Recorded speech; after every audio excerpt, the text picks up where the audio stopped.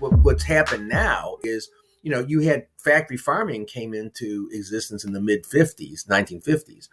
And people start saying, well, look, you can take 10 animals and you can make, this amount of profit. We can put 100 animals in the same space and make 10 times more profit. Nobody ever sort of figured out that this would cause stress, and that the stress would cause illness, disease, animal loss, etc. So now we're tinkering around with factory farming. But again, it's this is all a matter of efficiency, because animals are chattel property.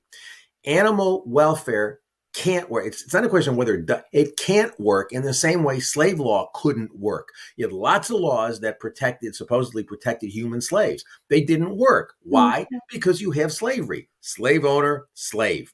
There's a conflict between the slave and the slave owner. If the slave owner doesn't win, you don't have slavery anymore.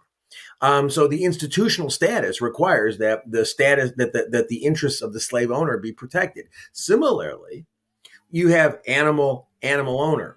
You have a conflict. If the animal owner doesn't win, then you don't have a system of animal exploitation anymore.